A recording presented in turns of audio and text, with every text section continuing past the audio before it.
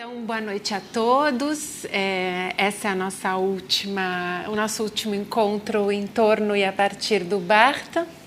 E por uma feliz coincidência, vocês devem saber ou não, não sei, hoje é a data de nascimento do Roland Barthes. Então é hoje que ele faria 100 anos, que é a data que está todo mundo comemorando nos círculos acadêmicos e universitários por aí. E por uma mais feliz ainda coincidência, a gente termina o ciclo pelo começo do Barthes. Ou seja, quando eu imaginei este ciclo para vocês, eu imaginei duas linhas de força. Uma delas era marcada pelas propostas visionárias, de alguma forma, revolucionárias em outros casos, mas inovadoras no sentido geral, que o Barthes trazia para a leitura de grandes escritores do cânone francês, e a outra dela era o efeito que essas leituras poderiam ter tido para a obra crítica do Roland Barthes. Então, num primeiro momento, assim, a maior parte do curso a gente trabalhou ele lendo, né? E agora a gente vai trabalhar ele sendo lido pela literatura que ele lê. E é muito interessante como processo, porque, de fato, o autor que faz objeto hoje do nosso encontro é um autor de juventude e de término de vida do Barthes. Ele está presente nesses dois polos. E em grande medida, o autor que define para ele, e é uma coisa que ele reconhece muitos anos depois, define para ele o como escrever. Então, tem alguma coisa no Gida que vai impulsioná-lo para a escrita. Eu não vou fazer o spoiler do que eu queria fazer na hora que a gente for ler o texto, mas de alguma forma é o que eu venho propor para vocês aqui. Então aqui a gente encerra o ciclo relançando o Barthes como escritor também, não só como o leitor que eu apresentei para vocês nesses três encontros anteriores. Outra questão que para mim foi importante quando eu pensei este curso foi trazer para vocês também um dos elementos que eu sempre achei dos mais interessantes no Roland Barthes, que é esse Roland Barthes também não só intelectual, mas assim a forma do intelectual que ele escolhe, que é um intelectual muito próximo da própria recepção, daquilo que ele cria como contexto para a recepção das obras dele, e mais distante de um funcionamento acadêmico, que é um pouco a proposta do que a gente sempre encontra aqui na Maria Antônia. É uma mediação entre o estritamente acadêmico e um contato um pouco mais afetivo com os interesses que vocês têm em geral, neste caso, o interesse da literatura. E isso significou para o Barthes sempre ficar muito próximo de gente jovem. Ele, a vida inteira, do começo da carreira até o fim, ele teve rodeado por alunos, por gente jovem, por uma circulação muito jovem. Então, até um dos últimos livros que ele escreve, que chama Délibération, por exemplo, do qual eu vou falar também um pouco aqui hoje no finzinho, que tem uma relação muito estreita com o Gida, ele dedica para um rapaz que era o mais recente aluno e que hoje é o especialista em Roland Barthes, enfim, que é quem, de alguma forma, organiza os estudos sobre o Roland Barthes, que é o Éric Marty, e que era um jovem naquela época, ele tinha 18, 19 anos. Então, essa frequentação permite para o Roland Barthes sempre ficar muito ligado a algo que é central na obra dele, tanto no sentido da forma como ele escreve, como no sentido daquilo que ele procura como objeto para a escrita dele, e que é o afeto. O afeto é uma coisa central para ele, é um operador central. Então, todos aqueles elementos, digamos, temáticos pelos quais ele passeia e pelos quais ele se interessa, estão muito estreitamente ligados ao afeto. Então, ele realmente tem uma relação com aquilo. E, nesse sentido, quando eu pensei no curso, eu tinha pensado numa outra ordem num primeiro momento, e aí em outros autores, porque eu tinha assim, uma miríade de autores que eu poderia ter tratado, e aí eu escolhi o Gida, porque existe uma questão aqui para mim de afeto, e que é a presença da Bruna aqui hoje comigo. Então, a Bruna é uma orientadora minha de doutorado e que iniciou a relação dela comigo justamente a partir da leitura do Gida, que era uma leitura que ela tinha. Ela vai falar um pouquinho mais para vocês disso. E a questão do afeto é que, para mim, é muito importante, como professora, enfim, como esse lugar que eu ocupo, ter sempre comigo essa pontuação de alguém que está pensando algo novo, enquanto eu já estou num lugar que eu estou começando a olhar retrospectivamente. Então, essa atenção que os meus alunos trazem para mim é uma atenção que é muito importante para mim. E é algo que eu vejo refletido na obra do Barthes em geral. Ele está sempre pensando no último modelo da moda intelectual, da moda científica, da moda, porque tem um aluno que chega para ele e fala: sabe quem eu vi ontem? Tal professor falando tal coisa. Sabe o que eu li ontem? Aquele negócio. E aí ele fala: então traz. Então me conta. Então é um pouco... Isso eu acho que caracteriza um pouco, caracteriza a minha travessia pelo Barthes. Eu falei para vocês de cara, eu não sou uma especialista em Roland Barthes, mas eu tenho uma leitura, digamos, de muitos anos por coisas diferentes. E essa interface com o Gide, para mim, não poderia acontecer sem a presença da Bruna, que é com quem eu tenho lido Gide nesses últimos anos, né? Então, aí, quando eu falei para ela, vou fazer um curso sobre o Barthes leitor, eu pus o Gide, você vai vir falar comigo. Então, ela aproveitou. Então, eu apresento formalmente, ela se chama Bruna de Carvalho. E está fazendo, ela está no doutorado já, ela fez já um primeiro trabalho sobre o Gide, que é a dissertação de mestrado dela, e aí eu vou deixar ela falar um pouquinho sobre isso, antes da gente voltar a entrar na questão do Barthes.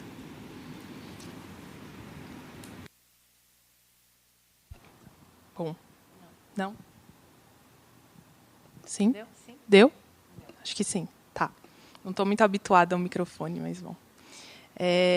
Que bom que você começou falando disso do afeto, porque eu pensei em iniciar a minha fala falando exatamente disso e colocando um pouco como eu cheguei até o Gide. Então, foi assim, foi no mestrado. Na verdade, eu ainda estava na graduação, estava no final da minha graduação, e nesse momento eu estava fazendo 2 disciplinas com a Verônica ao mesmo tempo, e numa delas a gente estava lendo Gide. Não foi exatamente assim, mas, para resumir, foi assim. A gente estava lendo Gide. E, na outra, a gente estava lendo Barthes. E aí eu estava muito fascinada pelo Gide. A gente estava lendo Os Moedeiros Falsos. E eu comecei a me envolver muito. E, com o Barthes, na verdade, eu estava bem perturbada. Eu não entendia muita coisa. Mas aí eu descobri que o Barthes tinha esse texto sobre o Gide. E aí eu fui atrás desse texto e comecei a ler. E me identifiquei muito com o texto. E é engraçado, porque é um texto em que ele fala sobre muitas obras do Gide. E, nessa época, eu ainda não tinha contato com todas essas obras. Eu tinha lido um livro antes do Gide e aquele que eu estava lendo naquele momento. Só que, mesmo assim, mesmo não tendo lido tudo que o Barthes falava, a tudo que o Barthes se referia no texto, mesmo assim eu estabeleci uma relação muito grande de afeto com o texto. Ou seja, isso me faz concluir que o Barthes ali está falando do Gide, mas não só do Gide. Tem alguma coisa que eu acho que dá para aprender, mesmo se você não conhece tudo aquilo, que é instigante, mesmo sem ter lido todas aquelas referências, né? E isso me chamou muito a atenção, e foi aí que eu comecei a perceber que tinha uma relação de afeto muito grande na crítica do Barthes, e que a gente podia fazer crítica também desse jeito. E foi isso que começou a me instigar muito e a querer estudar o Gide. Ou seja, o meu encontro com o Gide foi um encontro a 3, na verdade, com o Barthes junto no começo, né? Depois isso acabou mudando. Mas é muito bom para mim voltar a isso. Eu fiquei muito feliz por esse seu tema especificamente. Então, a gente combinei com a Verônica, que a ideia seria apresentar um pouquinho o Gide no começo, porque eu acho que ele é um autor bastante lido na universidade, mas, mesmo assim, não tanto. E, fora dela, eu acho que ele não é tão conhecido assim. Então, a gente sentiu a necessidade de apresentar um pouquinho. Mas uma coisa que eu queria falar antes de apresentar é que eu vou dar aqui alguns dados biográficos, algumas datas e tal, mas eu realmente não acredito que isso diga algo por si.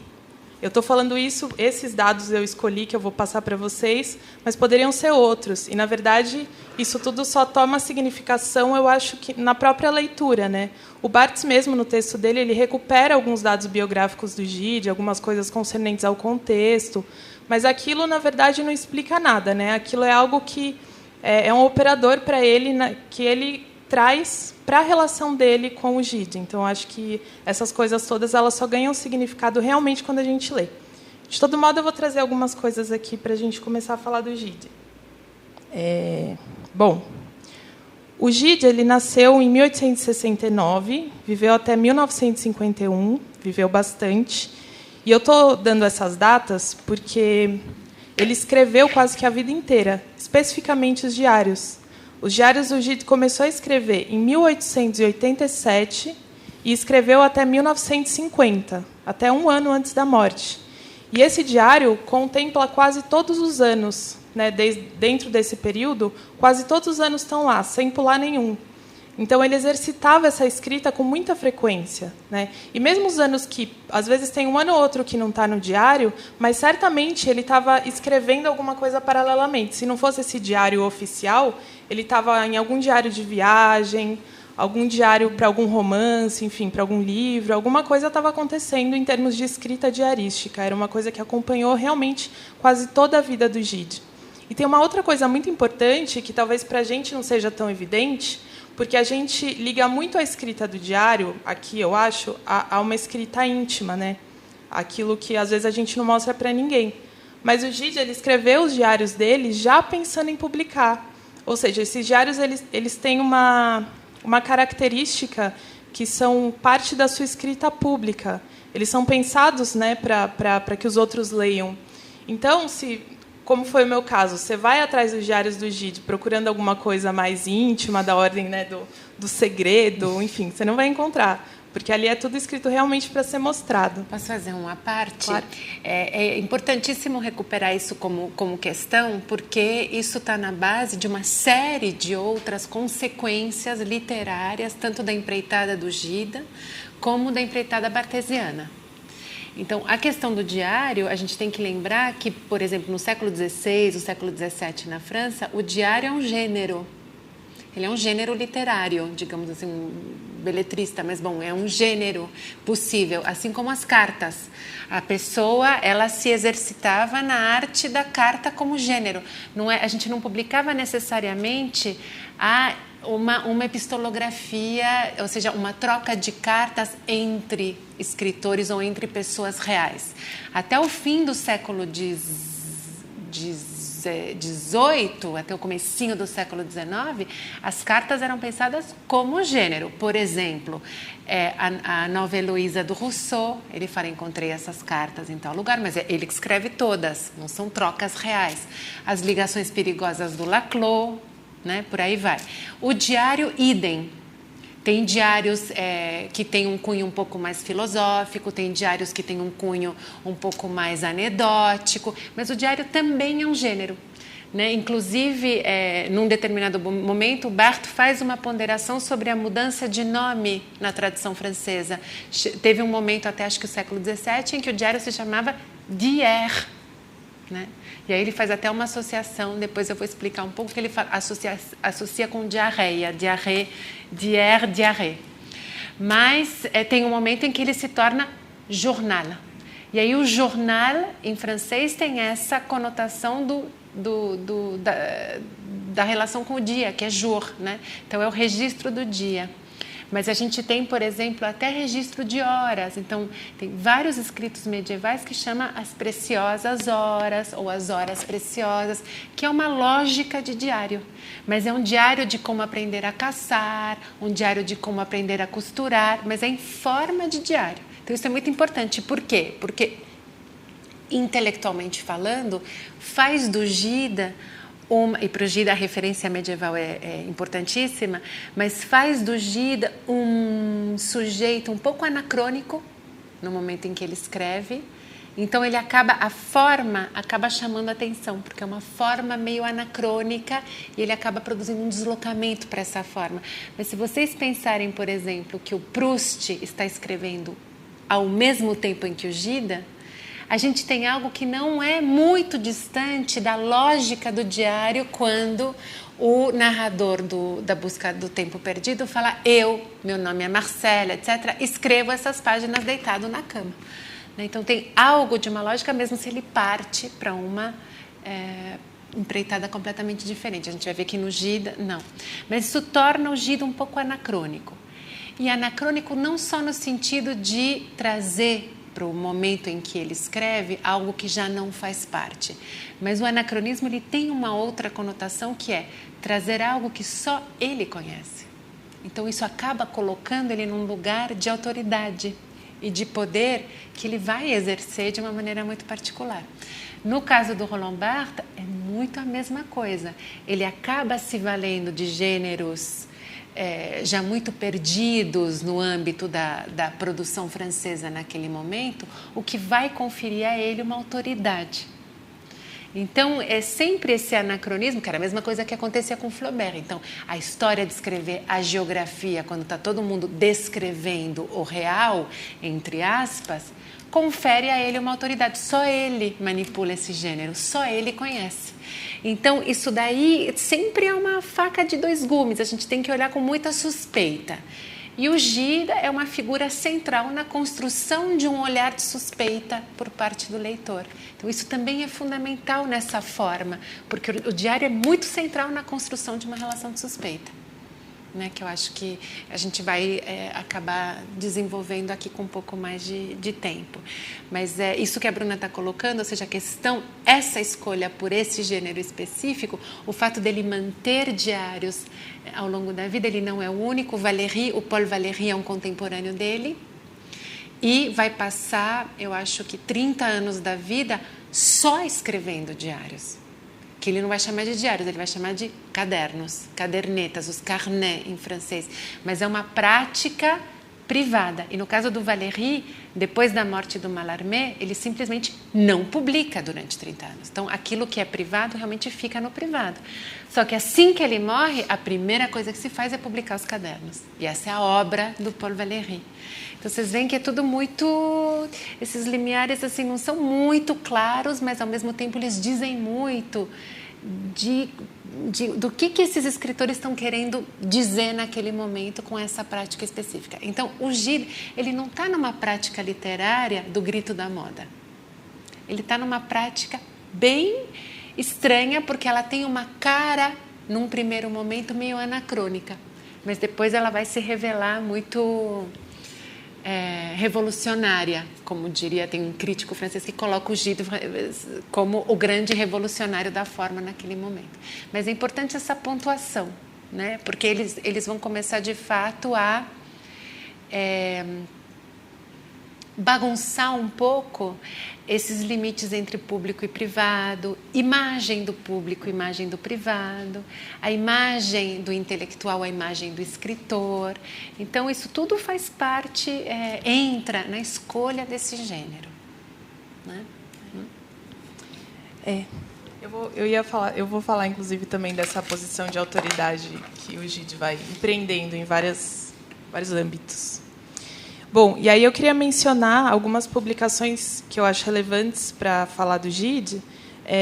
Em 1924, ele já era bem famoso assim no meio literário, ele já tinha uma posição de poder bem consolidada. Ele publica esse livrinho aqui que se chama Corridon, que é um livro que eu acho que não tem tradução para o português ainda, enfim. E é um livro que, na verdade, é um diálogo entre dois personagens, e aí um deles tenta explicar para o outro como a prática homossexual é uma coisa que está dentro da natureza, da vida dos animais. Ele recorre a argumentos das ciências naturais para justificar e dizer como é uma coisa absolutamente comum e normal, enfim. E aí, eu acho, enfim, que se esse livro fosse publicado hoje, talvez ele ainda causaria algum escândalo em alguns lugares, como a gente pode perceber. E naquela época, vocês pensam, em 1924, ele vai lá e me lança isso. O que é isso, né? E o Gide era homossexual. Então, tem aí uma coragem, tem uma... Ele usava dessas posições de poder, da visibilidade que ele tinha, para colocar coisas polêmicas e para fazer realmente no limite das coisas, na fronteira das coisas, em relação a isso, por exemplo, né? E cabe dizer também que é importante dizer que a palavra homossexual ela é dicionarizada na França no século XIX. Ela não existe antes. e é do meio para o fim. Então, ele está muito em cima de um evento, porque foi um evento a dicionarização da palavra. Passou por uma série de explicações. E aí, bom, aí tem esse livrinho aqui que já, enfim, é uma questão. Aí depois, um ano depois desse livro, em 25, ele publica isso aqui, que é em francês, Le Faux Monnayer.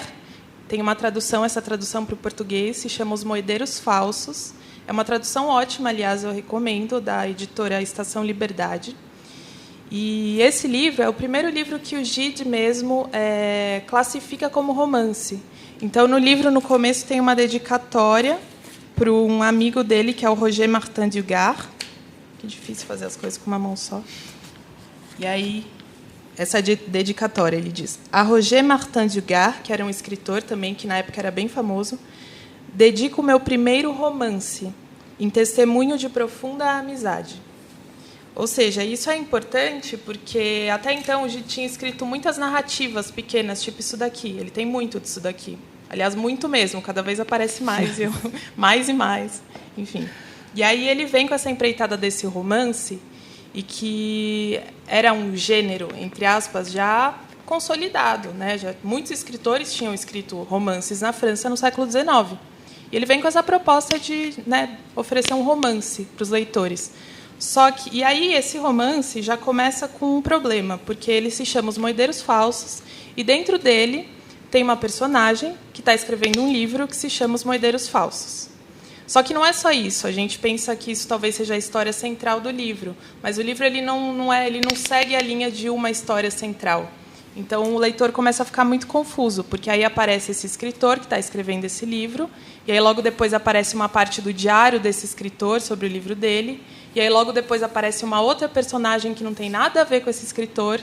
E aí você começa a ficar meio perdido, e as coisas não voltam, né? Você pensa que ele vai retomar essa história depois, então. Mas não, ele não retoma. E aí você começa a ficar perdido. Você não sabe o que está acontecendo. Em nenhum momento vem uma voz assim do alto te explicar, né? Uma divindade assim, te dar uma explicação. Enfim, e aí você fica realmente perdido. E isso causou um grande frisson.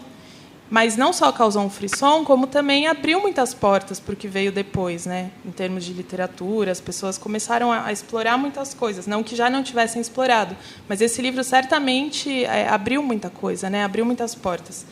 E aí, um ano depois que ele publicou esse livro, ele publicou esse outro aqui, que se chama O Journal des Faux Monnayers, que é o Diário dos Moedeiros Falsos.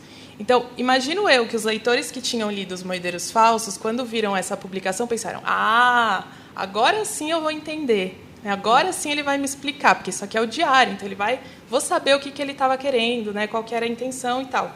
Mas não. Na verdade, você lê esse livro aqui e você fica na mesma, né? É outro livro, na verdade. Tem anotações sobre o romance e tal, mas nada explica assim, né? Não tem esse caráter de elucidar o processo. Isso já começa a colocar uma série de problemas. Né? Você vai falar da Mise en Abîme? Não. Posso falar rapidamente? Pode. Bom, aí eu vou para lá. O que é muito complicado, digamos, e que coloca o Gide no centro de uma grande discussão literária e que não é sem interesse para a questão do Barthes, é que, como a Bruna falou, vocês têm, então, uma grande narrativa, vocês têm um título, né, que é Os Moedeiros Falsos, e aí dentro dele vocês têm alguém fazendo esse mesmo ato. Então, em tese, escrevendo um romance que se chama Os Moedeiros Falsos, dentro dele. Em 1929, o Gide vai teorizar sobre isso. Ele vai criar uma teoria que ficou consolidada na crítica literária mundial e que chama Mise en Abîme. E se escreve assim em qualquer lugar do mundo. Na qual ele explica que ou seja, você colocar em abismo, ou seja, abismar alguma coisa, é fazer da própria coisa o objeto dela mesma. Para isso, ele se vale da heráldica. A heráldica é a arte de criar brasões medievais. Né? Então, eu não desenho, vocês não têm o menor interesse que eu desenhe, mas assim, digamos, basicamente um brasão ele é dividido em 4. E aqui vocês têm o mesmo e aqui o mesmo. Normalmente, num desses quartos, porque é sempre dividido em quarto, porque a nobreza é contada por quartos. Então, quantos quartos você tem na sua nobreza que você vai juntando e forma um mapa, tá? Num deles, em algum momento, aparece uma bandeira. Nessa bandeira estão representados os mesmos 4. E lá dentro tem uma bandeira, onde tem os mesmos 4 símbolos. É isso que ele tenta fazer aqui como forma. Então, é uma forma que reproduz uma imagem. Só que não enquanto imagem referencial, ele não está falando de bandeira. Ele está usando de uma imagem para criar uma forma literária, o que é super complexo. E muita gente vai começar a falar de metaliteratura, então literatura que fala dela mesma, mas ele não fala de nada, ele só põe uma coisa acontecendo dentro da outra.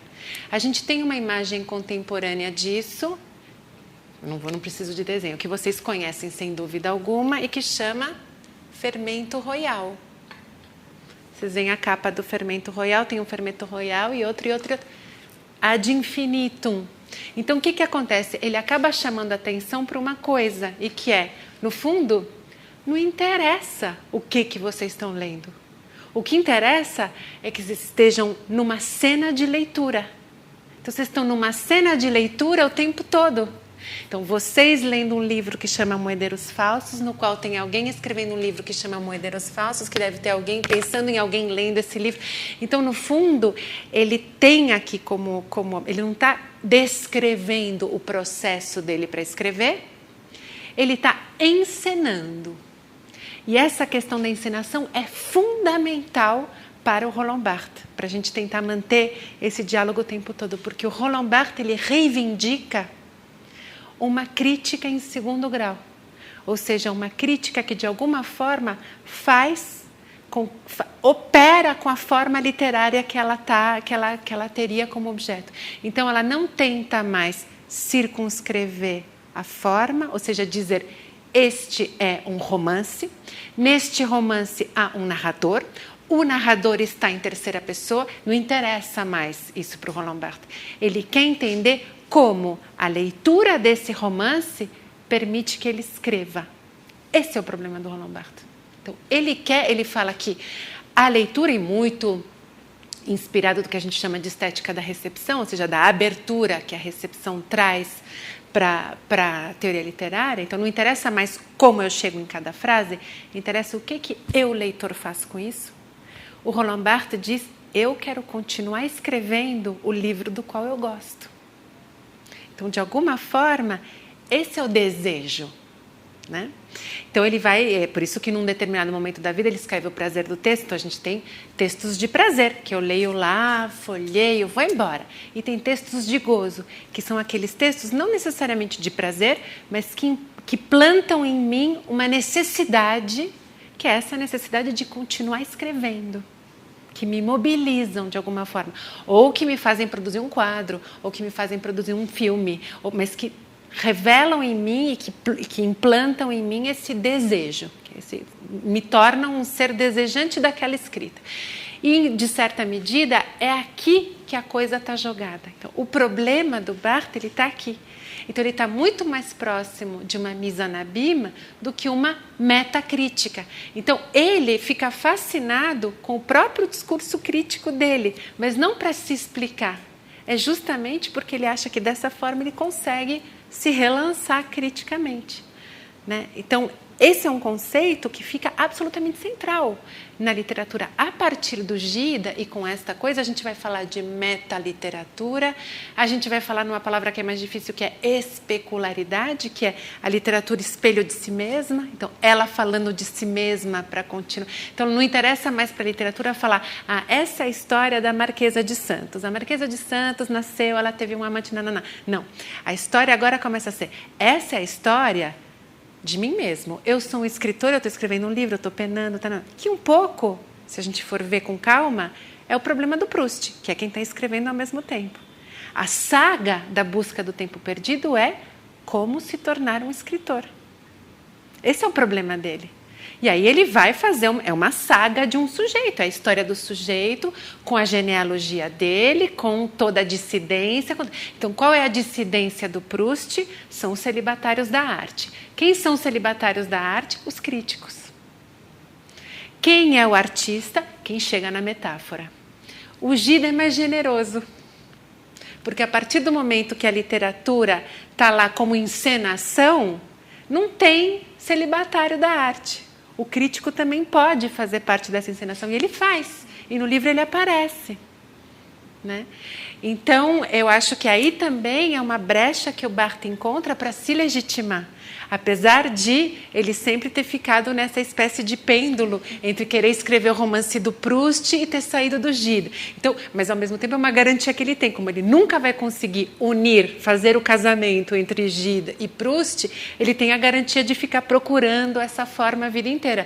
Mas é muito interessante porque ele parte do Gide e, quando ele morre, que ele está fazendo as aulas da preparação do romance, ele diz que está escrevendo um romance como Proust. Então, vocês veem que aí é um arco de tensão entre duas propostas, uma que se abre e a outra que se fecha. Então, de alguma forma, quando ele chega no Proust, e tem muitos críticos do Barthes que chegam mais ou menos nessa lógica, quando ele chega no Proust, de certa forma, ele já está num lugar de desapontamento consigo mesmo. Ele sabe que ele não vai escrever um romance, que ele é o celibatário da arte, né? Que ele é aquele que não casou. Né? Então, para dizer para vocês um pouco dessa abertura, o Gide realmente abre, ele escancara muitas possibilidades, porque é uma maneira de dizer, para escrever um romance, eu não preciso de uma historinha de romance, eu posso simplesmente dizer que eu estou escrevendo um romance. Então, para escrever um romance, basta dizer que eu estou escrevendo um romance. Por isso que é importante essa epígrafe que a Bruna leu. Então, eu dedico o meu primeiro romance, tudo é uma grande performance no Gide. Então, é como se a gente estivesse diante de um teatro de escritor, mais do que diante de um escritor tradicional, digamos tradicional, chamando aqui o tradicional, realmente um escritor romântico, ou que a gente conhece como escritor realista, que pega um objeto, encena, descreve, tá? Mas em tese não é ele.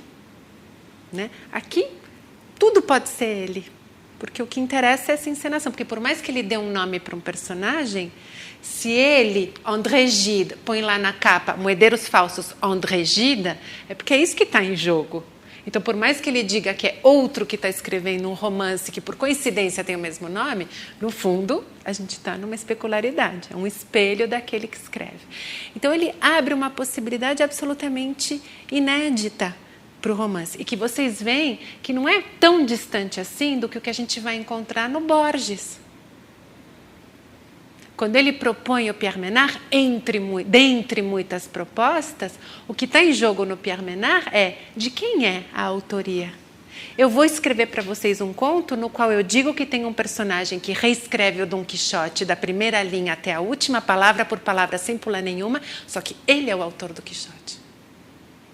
Então, está tudo em jogo aqui. É um romance porque as pessoas se relacionam com a palavra romance, com a ideia romance. Mas lá dentro a gente tem um monte de problemas. Os problemas estão dados, só que como eles já estão encenados, eles param de existir. Então, é a lógica, né, qualquer lógica analítica do mundo. Você nomeia o problema está circunscrito, ele não existe mais. Né? Então, ele tem essa proposta que é muito libertadora para o Roland Barthes, mas assim, para muitos outros escritores também.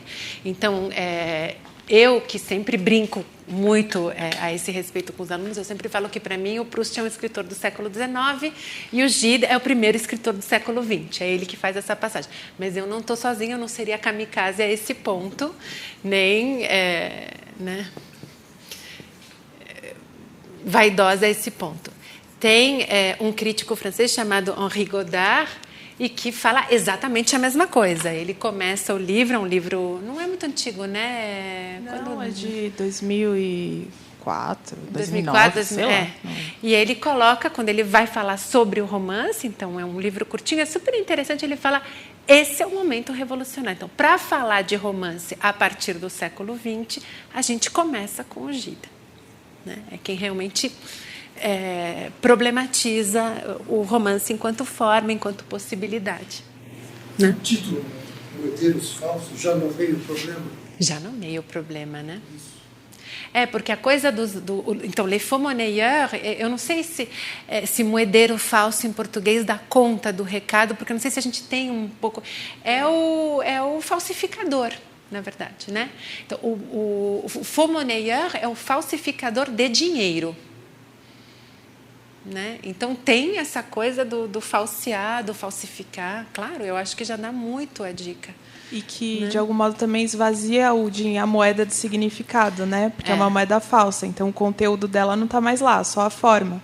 É um pouco o que acontece no próprio romance, né? Esvaziar o romance do significado, só que fica um operador de romance ali o tempo todo acontecendo.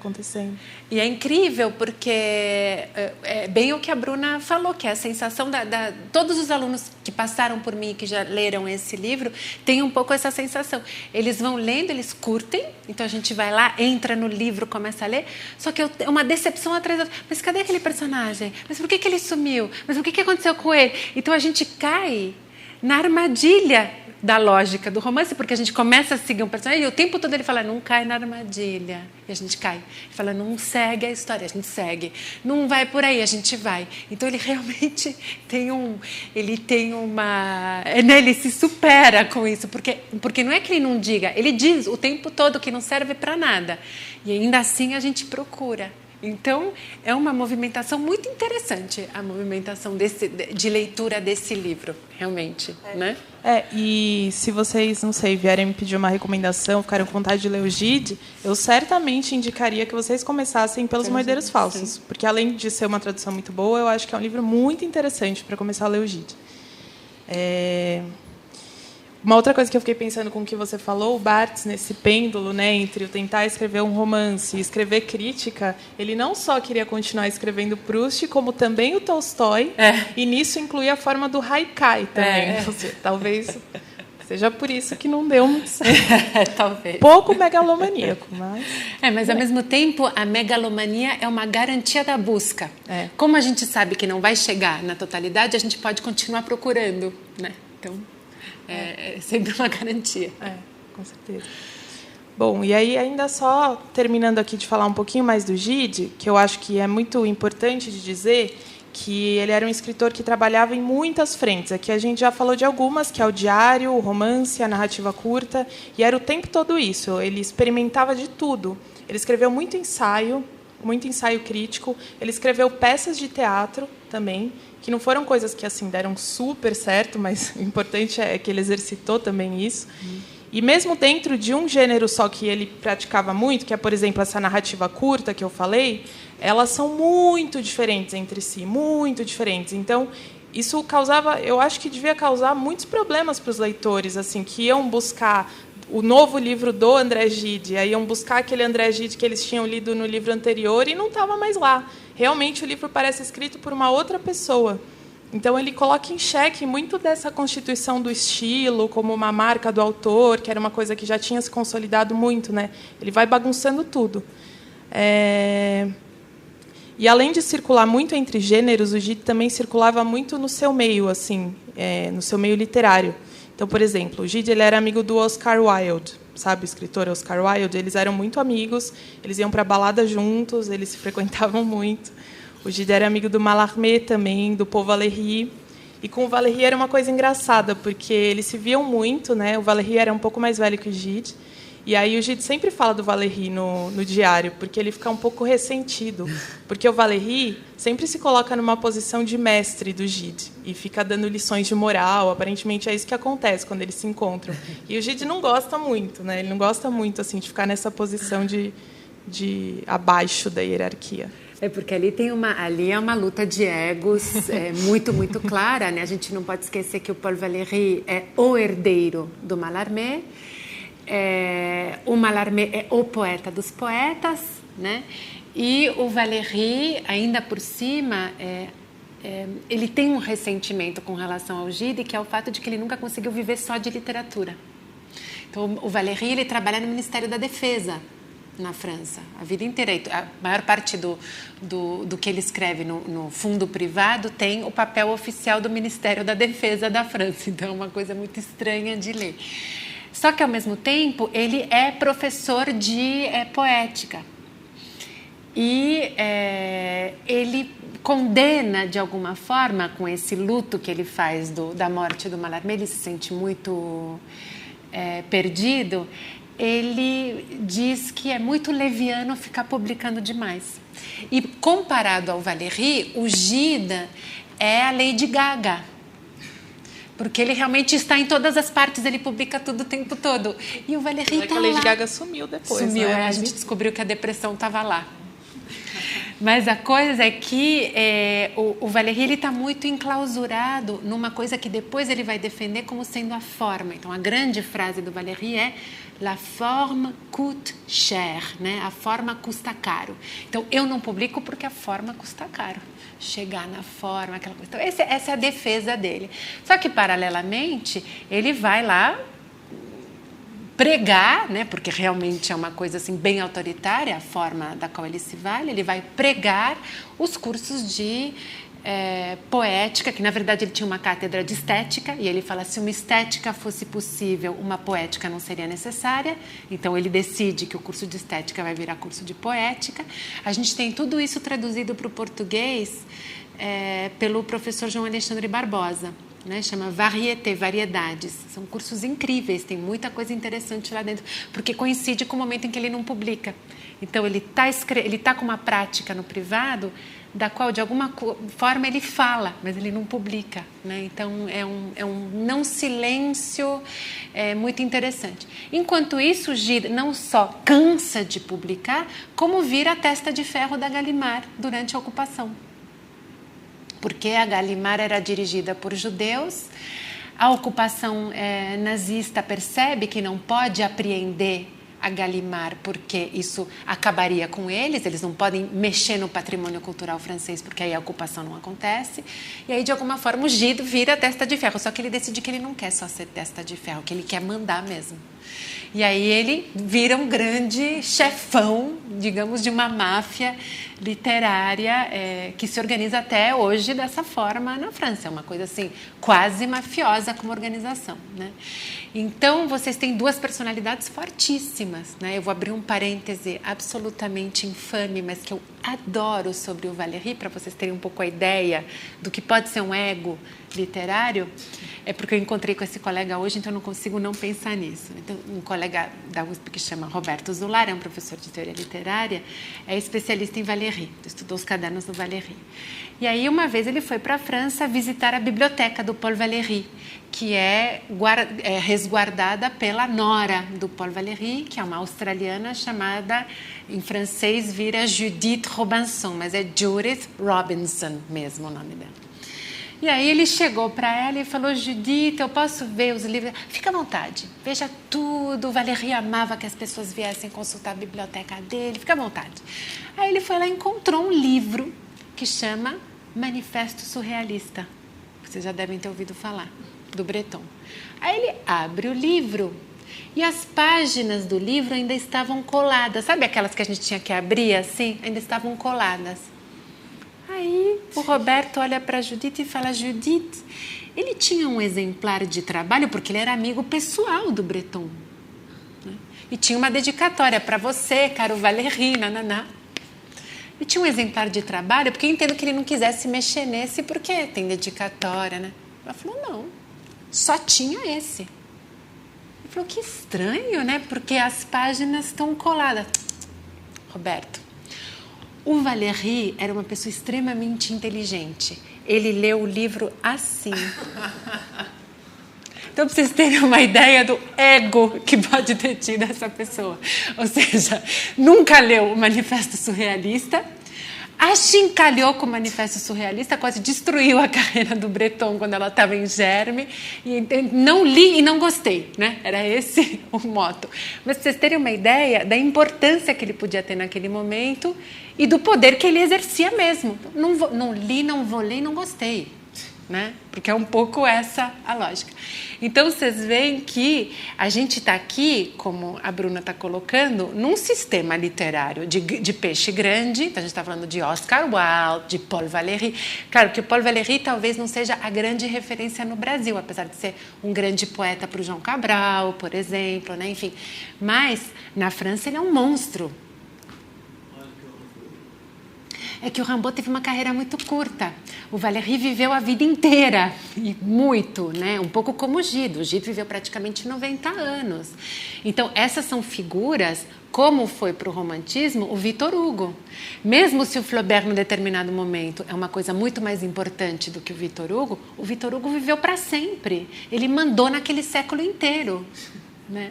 Tem até poema, fala, o século tinha 2 anos quando nasceu o Victor Hugo. O negócio que, né, o século em função do Victor Hugo. Então, a França tem essa capacidade, porque também é um procedimento muito francês, institucionalizar, né? Rapidamente. Então, eles já colocam como instituição uma pessoa que está em plena puberdade, como foi o caso do Rimbaud. Né? Mas aí também porque o Rimbaud teve uma entrada, digamos... muito particular, né, com esse caso de amor que ele teve, depois com o desaparecimento dele, enfim. Mas a França produz isso com alguma rapidez. E o Gide se valeu muito disso. Ele foi um déspota das letras também. Por mais interessante que ele seja, foi um déspota. Né? E que, de alguma forma, é algo do traço que fascina. Por isso que eu estava falando para vocês, para prestarem atenção no problema da forma. A partir do momento que você exercita uma forma que só você conhece, ou que você é dos poucos a conhecer, você está num lugar extremamente autoritário. E ele, de fato, tem alguma coisa assim como o Barthes, ele tem algo de autoritário naquilo que ele exerce, porque como ele exerce uma miríade de formas, é uma maneira de dizer para os outros, olha, eu sei fazer tudo, vai lá você fazer tudo. Você só sabe fazer crítica acadêmica. Eu faço tudo. Eu faço propaganda, eu faço foto, eu faço tudo. E aí, obviamente, os outros ficam... Né? Então, se constrói algo... É muito tênue a linha. E eu não poderia hoje chegar aqui para vocês e dizer eles são autoritários. Mas tem algo de autoritário na empreitada. Uma empreitada avassaladora, assim, ela guarda algo de autoritário. Como é a empreitada do Machado, como é a empreitada do Guimarães Rosa. São empreitadas que resvalam no autoritário. Quando o Guimarães chega e fala assim, gente, ó, não é o seguinte, não vai publicar com esse desenho assim, não. Eu vou dizer para vocês que desenho que é. Não, olha, essa cor, esse desenho, desse jeito, tananá. Né? Então, tem algo de autoritário. No Machado, vocês veem os manuscritos do Machado, está escrito o nome do tipo que ele quer com o tamanho da fonte. O manuscrito dele, a folha manuscrita, é exatamente o que vocês vão ler na primeira edição. Não muda uma letra. Ele tinha controle até disso. Então, é para isso que eu quero chamar um pouco a atenção de vocês. Ou seja, a gente sempre tem essa ideia do o escritor, porque ele está um pouco à margem da sociedade, porque ele tem que lutar contra muita coisa. Sim, mas no caso francês, rapidamente ele vira uma instituição e ele rapidamente resvala num exercício de poder. Né? E o Gide, claro, quanto mais a gente tem possibilidade de fala, mais a gente exerce esse poder. E ele teve todas as possibilidades de fala. Né? Ele teve uma relação com o Rimbaud também, não teve? Não, foi o Verlaine. Era um triângulo, né? Quer dizer, para o Verlaine era um triângulo amoroso. O Verlaine era casado e ficou perdidamente apaixonado pelo Rimbaud. E falando ainda nisso, que na França as coisas, né, uma coisa que poderia estar à margem, rapidamente encontra uma forma de se institucionalizar, se estabelecer. É exatamente disso que eu ia falar agora, porque isso que a Verônica falou da Gallimard, a Gallimard, antes, a forma, ela era a Nouvelle Revue Française, a NRF. Eu não sei se vocês já ouviram falar. Mas aquela coleção creme com o negocinho, o quadro vermelho. Né? Naquele momento, ela surgiu mais ou menos em 1908, 1909, com o Gide e com alguns colegas do Gide, que resolveram fundar essa revista. Na época era uma revista literária, só que era uma revista literária de muita visibilidade, que eu acho que talvez hoje, para a gente perde um pouco essa dimensão, porque as revistas literárias aqui elas não têm tanto esse peso, né?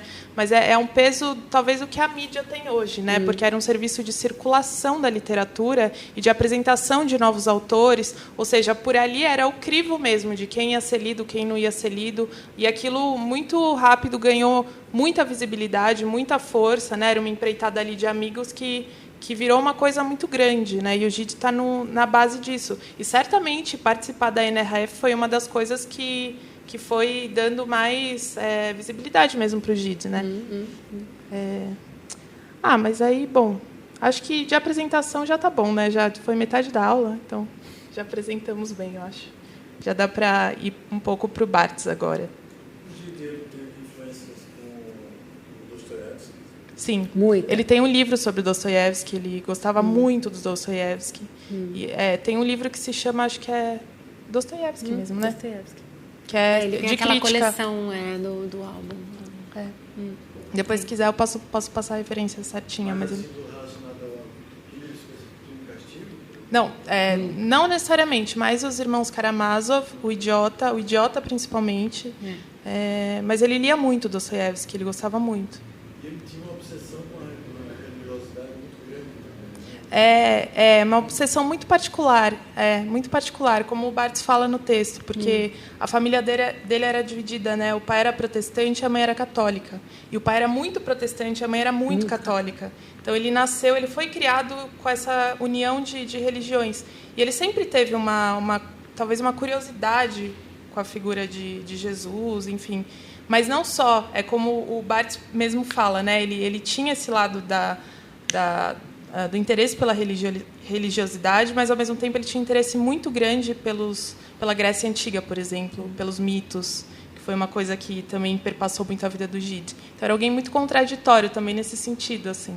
E todas as coisas exercendo influência ao mesmo tempo nele. É realmente uma confusão. Que eu queria ainda pontuar uma coisa para vocês. Só pontuar para vocês que aqui no Brasil a gente tem um grande intelectual do mundo das letras, que é o Silviano Santiago. Silviano Santiago, professor do Rio de Janeiro, né?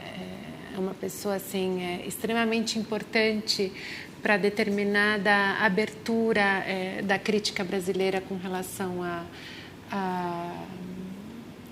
questões da recepção, sobretudo. E o Silviano Santiago fez uma tese de doutorado sobre os moedeiros falsos, na França, na Sorbonne, quando ele era mocinho. E é muito interessante porque ele nunca publicou essa tese, mas, de alguma forma, ele acaba indo e voltando de questões que ele foi encontrando no Gide. E é curioso porque essa tese ele fez quando o livro ainda não era, digamos, ele não é o que ele pode ser para a gente hoje. Era um livro que tinha um pouco menos de 40 anos de publicado. Então, naquela época, como as coisas circulavam de maneira muito mais lenta, eu fico bastante impressionada em pensar que nos anos 60, o Silviano Santiago, saído daqui, pode ter feito uma tese sobre os moedeiros falsos na França. Então, é uma coisa que me intriga demais e que, ao mesmo tempo, explica. E não só isso. Ele teve acesso a manuscritos dos moedeiros falsos, completamente inéditos e desconhecidos na França naquele momento. Então, ele ainda por cima estava começando a lidar com algo que estava em plena gestação dentro da crítica literária, que é o trabalho com os manuscritos de autores, que só se formula de maneira cientificamente determinada em 68. Eu acho que ele defende essa tese em 64, 65, uma coisa assim, um pouco antes.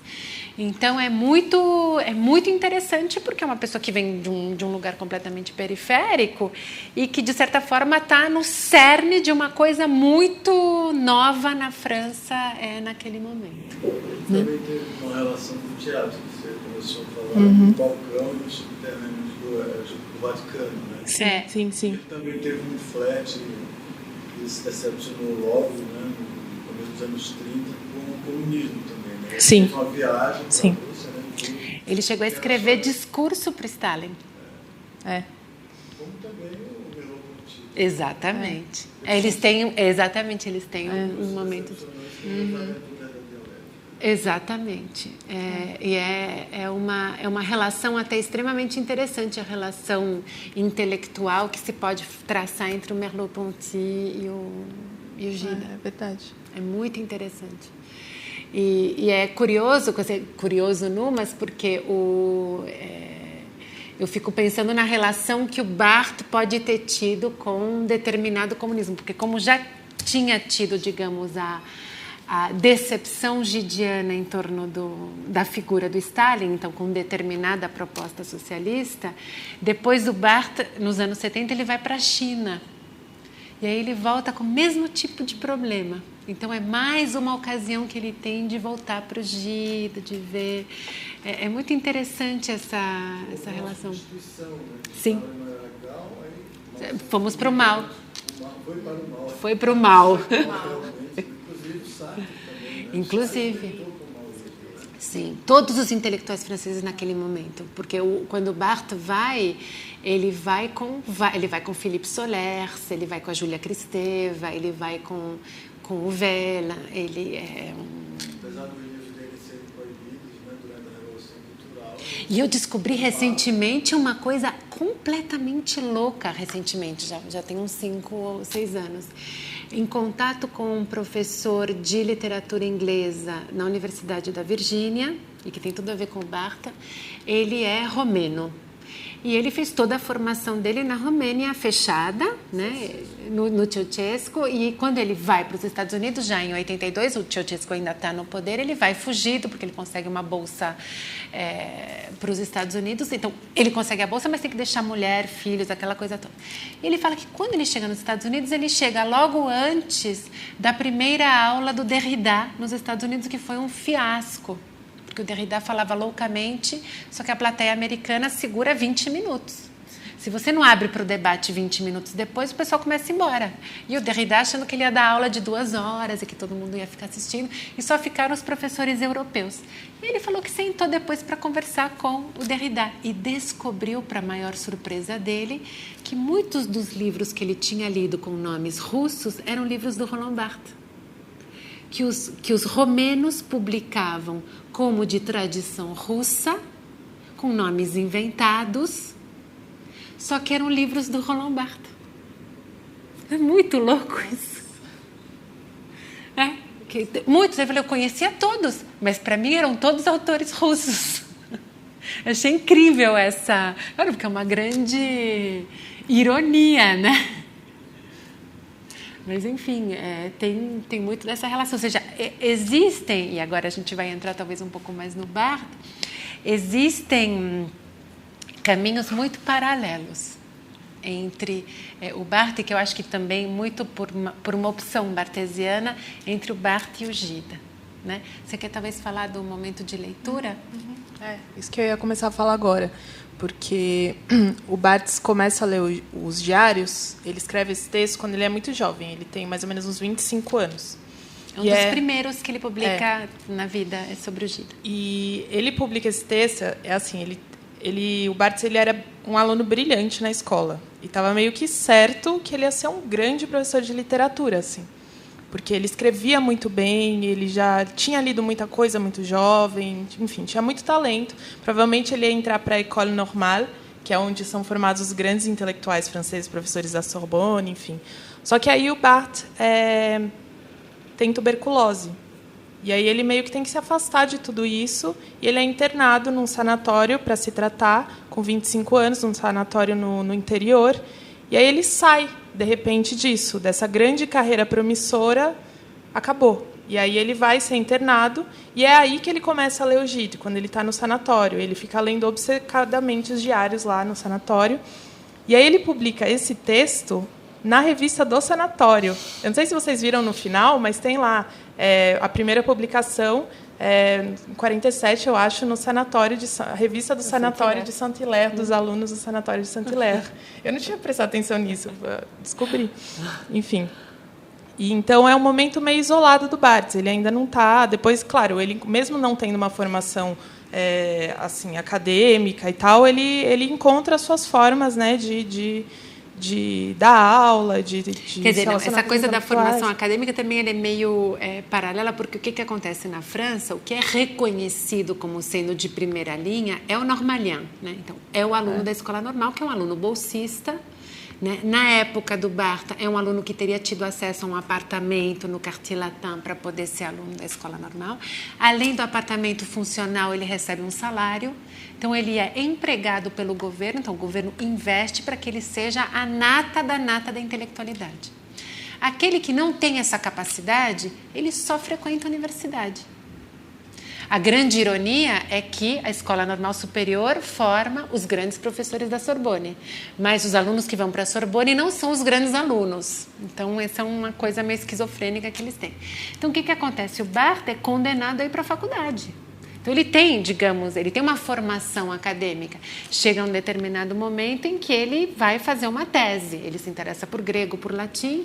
Ele vai fazer uma tese com um grande intelectual da Sorbonne, que se chama Charles Bruneau, que é o avô do Pascal Quignard, e que é o editor da correspondência do Flaubert. Então, vocês veem como o universo intelectual ele é muito afetivo. É nesse sentido que eu estou falando para vocês. É um afeto, porque essas coisas ficam na cabeça das pessoas e acabam não de maneira muito consciente, estando por trás de determinadas escolhas. Então, o Flaubert é uma coisa que o Barthes persegue a vida inteira. Ele lê ao longo de 40 anos, né? Então, de alguma forma, e o Charles Bruneau já preparava essa edição porque é uma edição dos anos 50. Então, ele certamente teve contato com o Bruneau falando da correspondência do Flaubert, mas, ao mesmo tempo, querendo estudar grego com o Bruneau, porque o Bruneau era professor de grego e latim, né? Então, essas coisas, assim, a questão do afeto para o Barthes, ela é essencial. Então, aqui a gente está num momento de, digamos, muita decepção muito jovem. Então, é uma porta para uma vida brilhante que se fecha para o Barthes. E ele encontra a guarida ali, nessa produção do Gide, afastado da casa, afastado da sociedade, afastado daquilo que o anima, né? Num sanatório. Então, tudo isso constrói um lugar de afeto que é muito específico. Era exatamente isso que eu falei. Muito proustiano, exatamente, muito proustiano. É por isso que, em certa medida, o Barthes ele é responsável por uma leitura recente que teve muito sucesso na França. Tem uma crítica literária, eu vou pôr o nome para vocês, que é relativamente jovem, mas que ela não é professora universitária, ela é pesquisadora do Centro Nacional da Pesquisa Científica, chamada Marielle Massé, assim, que escreveu um livro que foi realmente, eu acho que ela estava com 32, 33 anos quando ela escreveu esse livro, que é, digamos, o livro que lança ela para o mundo universitário, que eu nunca lembro exatamente a ordem dos fatores, mas, bom, o binômio é mais ou menos o seguinte: maneiras de ler, formas de viver, ou formas de ler, maneiras de viver. Grosso modo, o que ela faz é relacionar o ato de leitura com uma forma de viver, uma forma de vida. Não é só substituto de vida, é viver na leitura, como ato. Isso eu acho que é muito significativo para o Roland Barthes, retrospectivamente pensando. Porque, contrariamente ao senso comum, não é ler como um luxo. Eu me dou esse tempo. Então, é um tempo morto que eu vou ocupar com a leitura, ou é um tempo, digamos, de ócio que eu vou ocupar com a leitura? Não, eu vou viver enquanto eu leio. É uma forma de vida de outra ordem. Então, é uma forma de vida que é uma forma de vida no simbólico, é uma forma de vida no imaginário, é uma forma de vida que me organiza simbolicamente, politicamente, etc. Mas é uma forma de vida, é isso que ela defende. E ela começa esse livro justamente falando do Proust, né? Assim como para o escritor escrever é viver, a partir do Flaubert, para o leitor também pode ser. pode ser outra forma de viver. Ele não está abdicando do tempo de vida porque ele está lendo. Ele só está vivendo diferente. Né? E não é só no sentido de aprender alguma coisa. É no sentido de viver mesmo. Né? Então, é muito interessante a forma como ela organiza e, em certa medida, ela que é uma leitora de Barthes, ela também já tinha uma tese sobre Barthes, enfim, ela está muito ligada, ou seja, é uma forma que ela encontrou de interpretar essa relação que o Barthes tem com a leitura e com a escrita. São formas de viver. E a leitura que ele faz do Flaubert é essa. O Flaubert tem aquela máxima lá nos manuscritos, na correspondência dele, que é: eu gostaria de ser enterrado com meus manuscritos, assim como os selvagens são enterrados com os próprios cavalos. Porque, afinal, foram essas páginas que me ajudaram a atravessar essa longa planície. Ou seja, foi escrevendo que ele viveu. Ele estaria morto, senão. Né? Então, a partir daí, isso mobiliza muita coisa. Né? E eu acho que para o Barthes tem algo assim. E é muito interessante, porque eu lembro que eu falei para a Bruna, e que é muito análoga à experiência do Barthes. Eu não sei se vocês chegaram a ver aquele documentário do Luiz Salles, sobre o Nelson Freire. O Nelson Freire tem um grande par de vida intelectual para ele, que é a vida musical, que é a Marta Argerich, né? essa pianista argentina. A Marta Argerich, recentemente, foi objeto de um documentário no qual ela é filmada pela própria filha. Né? Um documentário super interessante, também muito bonito. Tem um momento da vida da Marta Argerich, então muito novinha, acho que ela tem 16 anos, quando ela ganha o maior prêmio do piano ocidental, que é o prêmio Chopin. Né? E ela rapidamente se vê num turbilhão de turnê internacional, com 16 anos, sozinha. E aí ela fala que ela vai parar em Milão para tocar na Scala, e ela se vê sozinha no quarto de hotel e ela fala: não vou, não quero tocar. E isso foi uma questão para ela a vida inteira. E no documentário, o Nelson Freire fala exatamente isso. Ele fala: a Marta é a única pianista que eu conheço que só toca por prazer. O tempo em que ela não sentiu prazer, ela não tocou. E, de fato, ela ficou 10 anos sem se apresentar. Então, ela fala: não quero, não vou tocar. O que eu faço? Liga para o produtor dela, fala: olha, eu tive um acidente, cortei a mão, eu não vou poder tocar. E quando ela desliga, ela percebe que, obviamente, alguém vai ver como é que ela está. Então, ela se corta, porque ela tinha que não poder tocar. E aí ela fala: hoje eu fico tentando pensar por que eu fiz isso. E ela fala: e eu achei, é porque eu estava tão fascinada pelo Gide. Eu estava lendo o Gide loucamente. Eu passei anos só lendo o Gide na adolescência. E ela falava: e eu queria viver só lendo o livro dele, eu não queria tocar. Então, isso me fez pensar muita coisa nesse sentido. Ou seja, no caso do Barthes, tem algo também de conseguir viver porque ele estava lendo Gide. Senão, acho que o sanatório teria se tornado insuportável para ele. Né? E isso é muito significativo, porque isso, de alguma forma, estabelece uma gênese do crítico ali. Essa coisa de confundir não, mas tentar diferenciar autor e artista, obra e realidade, né? Quer dizer, o que você escreve, o que você vive também, quer dizer, não há muita separação, não existe uma linha que divida, que separe. O Gide ele conseguiu fazer isso. O Gide conseguiu fazer isso? Acho que né? sim. Acho que você Acho concorda, que sim. né? Eu acho que o Gide sim, o Barthes também. Totalmente. Uma coisa o quê? Ah, sim. Não, aí você tocou numa questão central para o Barthes. Ele passa a vida inteira tentando mostrar para as pessoas que essa panficcionalidade dos anos 60 e dos anos 70 é totalmente nietzschiana. Sim. E o Gide leu muito Nietzsche, né? Ele gostava muito do Nietzsche.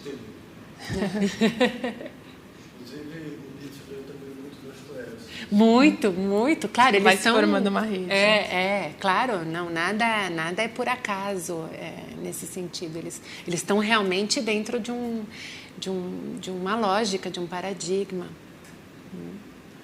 E se a gente vai ver até a questão da forma, no caso do Barthes, ou seja, essa forma fragmentária, enfim, ela tem muito a ver com isso.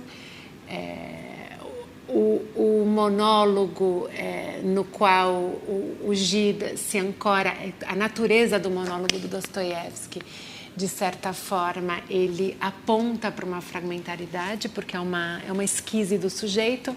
Então, você pensar num monólogo é você pensar num sujeito que corta com o social. Se ele está falando com ele mesmo o tempo todo, ou no caso do Dostoiévski, sempre tem algo de uma culpa cristã, então ele está se justificando lá para cima, tal, mas é um esquizofrênico, né? Ele tem algum problema com o social e ele sente essa necessidade permanente. O discurso dele fica muito mais importante do que o discurso do entorno. Até no próprio Idiota, né?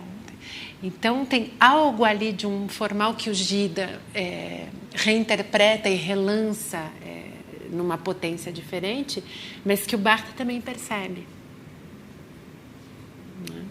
Você quer falar mais alguma coisa do sanatório? Não, eu ia propor que a gente já fosse para o Barthes mesmo, lesse alguma coisa do texto. O que eu queria falar ainda sobre o contexto desse texto é justamente isso, ou seja, o Barthes mesmo revendo essa empreitada dele no começo de vida, porque lembra, eu falei para vocês que tinha um livrinho autobiográfico do Barthes, que é o Roland Barthes por Roland Barthes. Então, existia uma coleção na França que chamava O Autor por Ele Mesmo, Par Lui-Même, eles colocavam. Então, era Balzac par lui-même. Mas era uma edição feita depois da morte, na qual eles faziam uma espécie de coletânea de cartas, de manuscritos, de obras, na qual eles encontravam um fio biográfico. No caso do Roland Barthes, eles pediram para o Roland Barthes ele mesmo fazer, dentro da mesma coleção. Então, aí é o Roland Barthes par Roland Barthes, e ele escreve em terceira pessoa, fica uma coisa bem divertida. Então tem uma terceira pessoa que vem, uma primeira pessoa, enfim. E quando ele olha para a própria experiência, ele vê a si mesmo escrevendo o Gide, ele vai falar assim: numa tentativa de destruir a dissertação, então isso era um gênero com o qual ele queria acabar do ponto de vista crítico, a dissertação literária, no sentido francês, ou seja, aquela crítica bem construída em 3 partes, etc. Teria chegado ao fragmento, o Roland Barthes, né? Na tentativa de destruir a dissertação, e ele fala, ele teria chegado ao fragmento, como se fosse outra pessoa. Do fragmento, ele passa para o diário. Então, ali ele está vendo no diário uma forma possível para a crítica. E ele vai falar, o diário seria, no momento em que ele escreve, um objeto de descrédito já. Por isso que é interessante para ele. Ninguém mais acredita no diário nos anos 60, nos anos 50, né? Por se constituir numa espécie de amontoado de dejetos narcísicos, porque essa é a crítica que a literatura, que a crítica literária faz ao diário. Não dá mais para escrever diário, porque aí só tem, né, dejetos narcísicos, então é só restos narcísicos. E é por isso mesmo que o Barthes fala, essa é a forma que eu preciso resgatar, né? Ele tem 2 entradas no Roland Barthes por Roland Barthes. Tem uma que chama Abgrund, né, assim. Aí ele coloca justamente a questão super presente no Gide, a partir da leitura que ele faz dos diários, que é essa coisa da máscara, essa encenação um pouco da qual eu estava falando antes. Então, escrever um diário pressuporia para ele a possibilidade de não precisar mais se passar por outro, que é um pouco o questionamento ficcional do Gide. Ele fala, será que eu preciso escrever em terceira pessoa para escrever um romance? Porque isso é uma questão ainda no começo do século XX. Para a gente não é mais hoje, mas vocês veem que tanto é que para o Proust é o mesmo problema. Ele escreve com o eu, esse eu se chama Marcel, porém não é, em tese, o Marcel Proust. Então ele está criando uma encenação ali de um lugar de construção de um sujeito que narra, né? E aí o Barthes vai falar, Gide é ma langue originelle. O Gide é minha língua original. Ele vai falar minha Ursuppe, minha sopa primária. Ele vai falar minha sopa literária. Então, como se fosse a sopa mesmo, sopa de letrinhas. Eu bebo dali, eu brinco com as letrinhas, eu organizo tudo. Gida é a minha língua original. Então, isso é muito interessante, porque ali ele não vê só, isso é o que ele buscou também, que a gente viu, nós vimos juntos, ele buscou no Sade, como logoteta, né, o criador de uma língua. Ele buscou no Flaubert como o criador da frase. Ele buscou no Racine como o trágico da língua, né, enfim. Então ele encontra no Gide como língua dele. Então ele não está falando só da forma, ele está falando de um paradigma. Então ele está lendo ali no Gide não só a forma do diário, é uma língua do diário, é completamente diferente. É uma linguagem, é outra coisa. E depois, só para relançar para vocês, antes da gente ler um pouco dos dois, ele tem uma última empreitada, da qual eu falei para vocês, que é deliberação. O deliberação, está traduzido para o português, é a tentativa mais gidiana do Barthes. É como se ele fosse realmente escrever um diário como o André Gide, né? Então, o que tem nesses diários que eu queria pontuar antes da gente ler, para vocês rapidamente identificarem, já que a gente não pode ler tudo com vocês, a gente vai ler partes, né? Vocês vão ver ali nesses diários o interesse volátil do Roland Barthes, né? Essa mosca que gosta, assim, mosquinha de banana, que gosta de ir passando por todas as coisas e que foi objeto de crítica, né? A volatilidade do interesse, o olhar em busca da novidade o tempo todo, porque o diário permite isso. Hoje eu olhei para a direita, vi tal coisa. Ontem, porque amanhã eu quero. Então, isso é uma coisa que pode acontecer no diário. A natureza variada dos interesses, então não é sempre só a mesma coisa que interessa, o que explica muito dos faux monnayeurs, daquilo que a gente estava falando para vocês, de que ele abandona as coisas, porque é uma lógica de diário que permite que a gente abandone.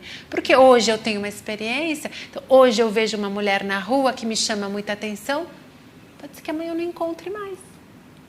E eu vou ter que passar para outra coisa. Então, cada dia é uma coisa que chama a minha atenção com relação ao dia, né?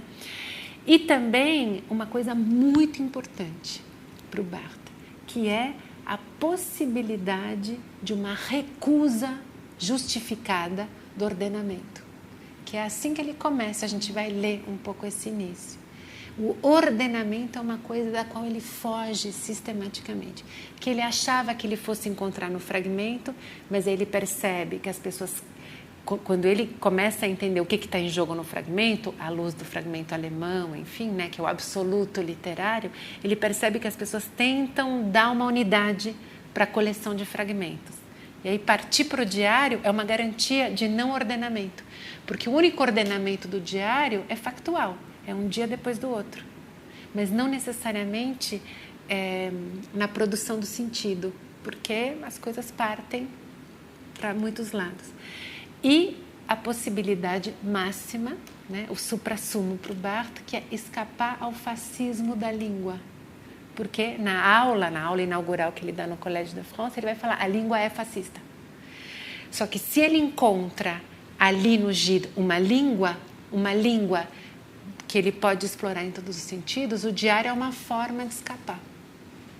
Porque o único fascismo do diário é cronológico. E o cronológico para ele é irredutível, né? Então ele escapa da forma, ele consegue encontrar a autonomia daquilo que ele procurava no Flaubert. Então vocês veem que aqui no Gide, todas as coisas que eu coloquei para vocês do Racine, do Flaubert, do Sade, elas encontram aqui um campo de ação formal do qual o Barthes se vale. Então, para o Barthes, o Gide, muito mais do que conteúdo ali, que não é tanto o que interessa para ele, é uma possibilidade de mobilização formal única e que age sobre ele como crítico, como nenhum outro agiu, que é a frase independente, porque num diário eu posso pôr simplesmente a frase do dia. Eu não preciso desenvolver. Eu posso resumir meu dia numa frase. Eu não preciso dar explicação. Então, isso é absolutamente libertador. A frase é aquilo que ele encontrou no Flaubert. Essa unidade mínima, essa frase, né, que não precisa andar, que não precisa ir para lugar nenhum, que pode ser lugar comum, que pode ser cópia, né? Que pode ser ironia, que pode ser tudo. Ele encontra o trágico da língua no sentido teatral da coisa, é uma encenação de uma relação, né? E o diário, ele põe essa encenação porque tem um eu que é aquele que está encenado ali, né? E tem o sad logoteta, que é essa invenção permanente da língua, porque aquilo que eu escrevo no diário eu posso me dar ao luxo de achar que é só meu, que não participa do código comum, pelo menos na encenação do diário, que ele se quer privado. Claro que ele vai para público, mas é o que o privado me permite. Eu posso inventar o código que eu quiser. Quando vocês lembram de quando nós éramos crianças, ou quando vocês veem crianças hoje, quantas crianças que escrevem para si mesmas não passam pela experiência de inventar aquele pequeno código? Então, estrela para mim vai ser sempre letra A, bolinha vai ser sempre letra D. É a experiência da invenção, é aquele lugar que a gente tem que oferece as garantias no âmbito da escrita e do cerceamento que a escrita representa, né? O diário oferece a garantia do experimento. Isso tudo Barthes encontra no Gida. Então vamos ler um pouquinho dos dois. Eu acho que dava para ler esse comecinho do texto do Barthes, porque coloca muito isso que você falou agora, né? Ele já E é engraçado, você estava falando de uma coisa que veio depois no Barthes, mas que já está aqui, né? Um dos primeiros textos dele. É uma coisa que já fascina. É uma coisa dele próprio que o fascina. Que não é, ou seja, que é permanente no Barthes. Ele é fascinado por si mesmo, é uma coisa que ele gosta muito daquilo que ele faz. A gente vê isso, percebe. A gente percebe isso. Pode ler. Tá. Ele começa. Põe o título primeiro para eles verem bem como era o título. É aquele texto que eu mandei pela Tânia, não sei se vocês chegaram a ter acesso ao texto do Barthes. Não, esse foi para o Flaubert. O último que eu mandei tinha o texto do Barthes sobre o Gida. Esse daqui. Não. Ah, que pena. Tá. Não sei se ela já não estava aí mais. Depois a gente manda, então, porque é um texto muito bonito. Começa o título. Notas sobre André Gide e seu diário. Contido pelo temor de encerrar Gide num sistema que, eu sabia, nunca poderia me satisfazer, procurava em vão um vínculo para interligar estas notas. Depois de refletir, concluo ser melhor apresentá-las como estão, e não procurar disfarçar sua descontinuidade. A incoerência parece-me preferível à ordem deformadora. Então, é uma síntese de tudo isso, né? E eu, na verdade, não estou inventando um discurso para o Barthes. Eu só estou lendo para vocês uma paráfrase de 2 entradas que ele mesmo coloca no Roland Barthes por Roland Barthes. Então, aqui vocês têm tudo. Vocês têm o problema do sistema, isso é um problema para o Barthes, ou seja, ele, se tem uma proposta, digamos, filosófica no Barthes a vida inteira, é uma proposta de tentar escrever sem fazer sistema, como se fala em francês, sem transformar aquilo que ele escreve num sistema de pensamento. Então, é por isso que vocês vão ver um Barthes muito flutuante. Então, é impossível. Então, se vocês veem, por exemplo, gente escrevendo em crítica literária, falando, segundo Roland Barthes, o conceito de scriptor, assim, assado, pode fugir. O pensamento de Roland Barthes pode fugir, pode fechar, pode fugir, não interessa para nada. Porque não tem essa possibilidade no Roland Barthes. Tudo que ele disse em 52, ele vai desdizer em 73 e assim por diante. Então, ele vai falar, a aventura semiológica. Depois ele fala, não, a semiologia, na verdade, não. Aí, a aventura estruturalista, não. Porque para fazer uma boa crítica estruturalista, a gente tem que fazer assim. Vamos matar o autor? Vamos. Então, aí depois a gente passa para o prazer do texto. Então, uma coisa que não tem nada a ver uma com a outra. Então, aqui a questão não é fazer sistema. Ele não tem interesse nenhum nisso. Então, ele vai trabalhar muito mais o que ele chama de palavras maná, que são as palavras, digamos, ritualísticas de uma tribo que é como é que chama? Da Polinésia. São as palavras maná. Ela tem palavras que ordenam os rituais. Ele fala, é muito mais uma questão de reordenar o ritual, ou de deslocar o ritual, do que chegar numa conclusão que faça do meu ritual um sistema. Então, o problema dele é o sistema, é o lugar do saber. Ele não quer esse lugar, porque ele não queria, por isso que ele recusa a especialidade. É uma coisa importantíssima. Então, ele não queria ser o especialista do Racine, o especialista do Flaubert, o especialista do Proust. E nem crítico literário. E nem crítico literário. Por isso que ele vai falar de foto, de propaganda, do homo. Tem um verbete sobre propaganda do homo. Vai falar sobre mitologias. Então, a exemplo do Lévi-Strauss com as mitológicas, que agora vai ser relida pelo Eduardo Viveiros de Castro, por exemplo, ele lança mitologias. E mitologia do Roland Barthes é ditado na escola na França, a ortografia do francês é uma mitologia do francês, a propaganda do sabão Omo, e vai por aí. Ele vai falar de mitologias nesse sentido. Então, ele se interessa por absolutamente tudo. Só que o interesse dele passa por uma experiência vital, que é uma experiência de escrita.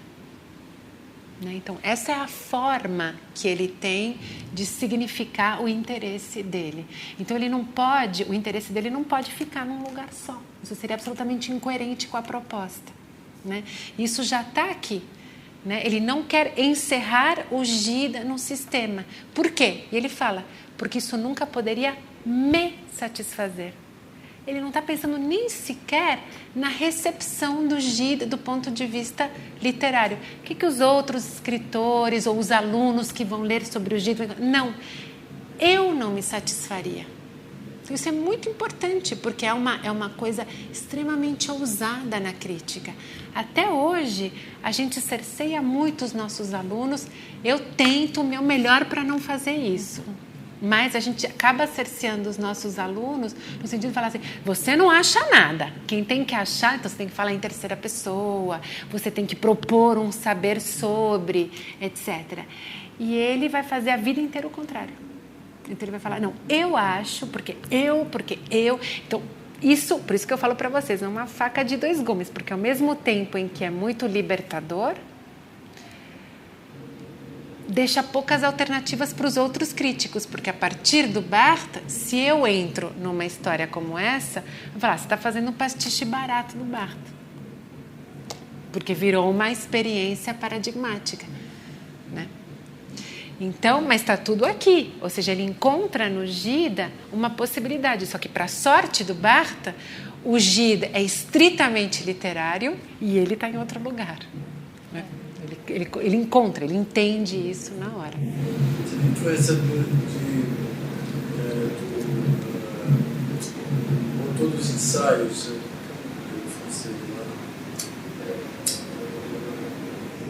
O Montaigne?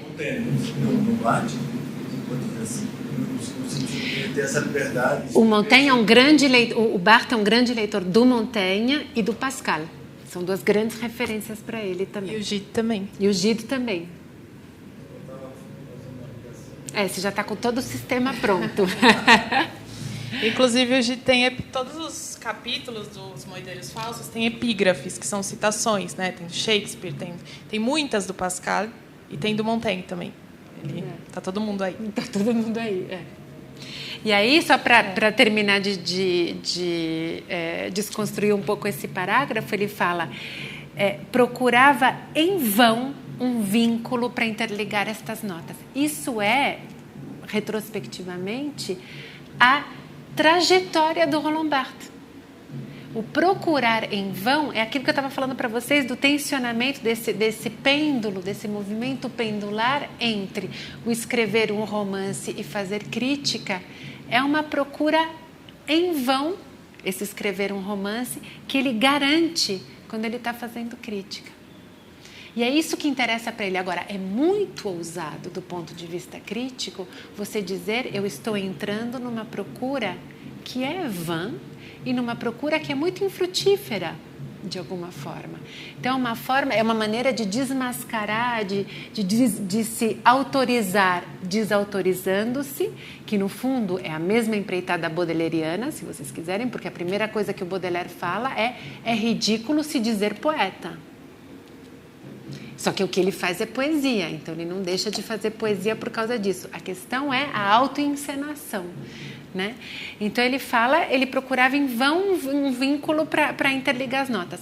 Como ele não encontra, ele não faz. Só que o que vocês vão ter como notas é a busca. É a busca desse vínculo, de alguma forma. Porque toda busca de escrita é uma busca de ligação. Isso é o inevitável da escrita, porque a escrita se desenrola num eixo temporal. A gente não pode sair desse paradigma. Então, o que acontece? A busca profundamente literária, ela é uma briga permanente com uma imposição, é nesse sentido que o Barthes fala que a língua é fascista, com uma imposição que é dada pelo sistema da língua e que não é simplesmente o arbitrário do signo, como vai dizer o Saussure. Ele fala, o signo é arbitrário. A gente põe ali, por que mesa chama mesa? Não é onomatopaico, chama mesa, bom, é arbitrário. Não é esse o problema do Barthes. O problema é que a língua se desenrola num eixo temporal, não só temporal, cronológico. Eu tenho que pôr primeiro uma palavra, depois a outra, e assim por diante. O Foucault vai também tratar um pouco desse problema em todas as suas dimensões, com a ordem do discurso, por exemplo, e com as palavras e as coisas. Né? Mas aí o que a gente tem é que, de alguma forma, o diário e a forma do diário encenam ou colocam em evidência essa briga. Essa briga com o inevitável do cronológico, sendo minado por um pensamento que se recusa a ser cronológico e a construir sistema. Então, é isso que tem de muito interessante na empreitada em si. Né? E aí ele fala, depois de refletir, concluo ser melhor apresentá-las como estão e não procurar disfarçar sua descontinuidade. Então, o problema é esse descontínuo. Então, como lidar com literatura e ficar no descontínuo. Então, de alguma maneira, o que ele está querendo dizer é que ele quis ficar na própria forma daquilo que ele estava lendo para continuar falando sobre o que ele estava lendo. Isso, só fazendo um parênteses no que você está falando, é uma coisa muito recorrente no Gide. Então, você vai começar um livro, tem um livro do Gide, por exemplo, que chama La Porte Étroite, que é a porta estreita.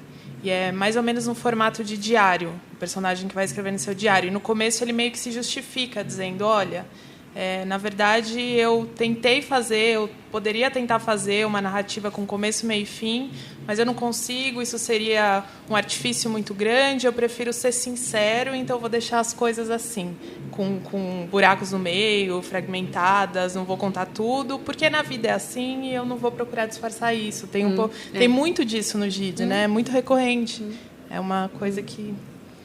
E depois, finalmente, o problema da ordem. A ordem é deformadora para o Barthes, sistematicamente. Então, ordenar algo que se vive assim, que se apresenta assim, de maneira descontínua, de maneira livre e diletante, é deformar. É colocar num contínuo, é subordinar, né? Enfim. Aí eu não sei o que você tinha separado. Você mencionou Montaigne, eu acho que tem um trecho muito bom do Montaigne para a gente ler, que traz uma questão interessante, que é esse aqui, não é? Quer ler você? Não, pode ler. Pode ler. Não sei como fala isso em esse alemão, da Schaudern. Schaudern, É um dos únicos fragmentos que tem título, e o título é Das Schaudern. É em alemão, não sei exatamente o que significa. Ele coloca uma tradução aqui, vocês vão ver. E aí tem uma espécie de epígrafe do fragmento em que está escrito Goethe citado por Gide, página tal. O tremor das Schaudern é o melhor do homem. O Das Schaudern, de Goethe, assemelha-se bastante ao homem maravilhosamente ondulante de Montaigne. Não sei se alguém deu a devida importância ao lado goetheano de Gide. Assim como as suas afinidades com Montaigne, as predileções de Gide não indicam influência, porém identidade. Não é por acaso que Gide escreve uma obra crítica. Seu prefácio a trechos escolhidos de Montaigne e a própria escolha dos textos nos dão informações tanto sobre Gide quanto sobre Montaigne. Que é, de fato, eu acho uma coisa que é muito presente no Gide, essa característica de fazer crítica falando do outro, mas também falando de si mesmo, talvez nem tão conscientemente assim. E é uma coisa que o Barthes recupera e dá muita força, porque é algo que ele vai buscar o tempo todo. E é uma porta que já se abre um pouco com o Gide, mas é que eu acho que o Barthes realmente traz isso para a superfície, que é uma coisa que nem sempre é muito clara para o Gide, eu acho. E que eu acho que, falando de um modo muito pessoal, como aluna de uma universidade em que determinados paradigmas de escrita, de produção acadêmica são colocados, às vezes, com tanta força, com tanto peso, é muito libertador ler uma coisa dessa e pensar que é possível fazer crítica dessa forma também. E aí, a partir disso, eu acho que também tem uma série de... E está aparecendo cada vez mais uma bibliografia direcionada a isso, né? A não procurar escamotear a sua presença como leitor na crítica que você produz. Eu acho que tem duas referências disso que me interessam muito, que são coisas que estão muito na minha base. Uma delas, desde que eu vou anotar ali, desde que eu comecei o mestrado, que eu li até hoje, se chama Jan Starobinski, que eu não sei se vocês já ouviram falar.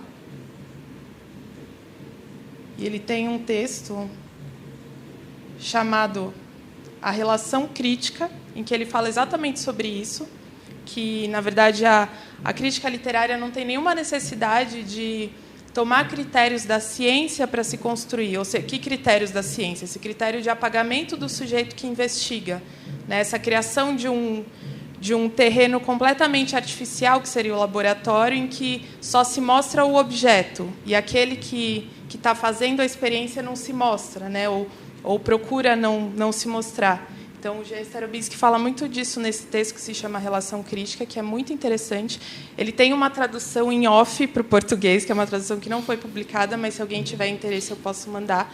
E tem uma outra referência um pouco mais recente, que é muito interessante. É uma mulher que se chama Donna Haraway. Ela é americana, e ela, na verdade, é formada em biologia, mas ela também foi para antropologia depois, enfim, circula por muitos lugares. E tem um texto dela que se chama Saberes Localizados, em que ela fala sobre isso também. E é uma pessoa que veio das ciências naturais, né? Na verdade, das ciências biológicas. E aí ela questiona esse critério da objetividade da ciência, e ela propõe uma nova significação para a objetividade, que não é apagamento do sujeito, mas localização do sujeito. Então, presença do sujeito naquilo que ele faz. Eu acho que tudo isso, para quem se interessa, é muito importante para ajudar a desenvolver, porque é uma coisa que nem sempre aparece na universidade, a gente nem sempre vê isso, e, enfim, pode ser interessante. Tem um momento no texto do Barthes que ele faz uma brincadeira falando que o diário do Gide e o diário das personagens do Gide, nesse caso, tem o diário do Edouard, que é essa personagem, escritora. Dentro do romance. Dentro do romance. Esses dois diários, eles estão no mesmo nível. Ou seja, não tem nada de excepcional no diário do autor que já não esteja no diário da personagem. E, às vezes, o diário da personagem poderia estar no diário do autor. E aí, para entrar um pouco nessa brincadeira, eu trouxe um trecho do diário do próprio Gide e outros 2 trechos do diário do Edouard dentro do livro, para vocês verem um pouco como isso se dá, para dar um gostinho do Gide. Então, tem essa entrada do diário do próprio Gide. Vocês enxergam comigo aqui? 3 de junho de 1924. Pretendo conceder àqueles que me lerão força, alegria, coragem, desconfiança e perspicácia, mas me recuso, sobretudo, a lhes oferecer uma direção, presumindo que eles só podem e só devem encontrá-las por si mesmos. Eu ia dizer, em si mesmos. Desenvolver, ao mesmo tempo, o espírito crítico e a energia, esses 2 contrários. Tem um pouco do Barthes aí também, né? Tem tudo a ver com essa primeira entrada dele na justificativa dos diários. Você oferece uma experiência de vida, mas você não oferece o sentido. O sentido é para o leitor construir sempre. Né?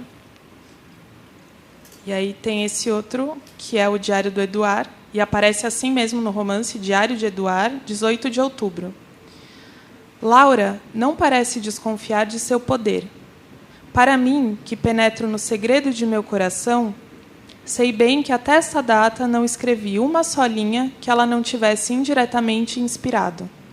Perto de mim, eu a sinto ainda infantil, e toda a habilidade de meu discurso só devo ao meu desejo constante de instruí-la, de convencê-la, de seduzi-la. Não vejo nada, não ouço nada, sem pensar logo, que diria ela sobre isto? Parece-me até que, se ela não estivesse presente para me fixar, minha própria personalidade se perderia em contornos muito vagos. Só me delimito e me defino perto dela. Por que ilusão posso ter acreditado até hoje que a moldava à minha semelhança, ao passo que, ao contrário, era eu que me dobrava à sua, e eu não percebia isso? Ou melhor, por um estranho cruzamento de influências amorosas, nossos dois seres reciprocamente se deformavam, involuntariamente, inconscientemente.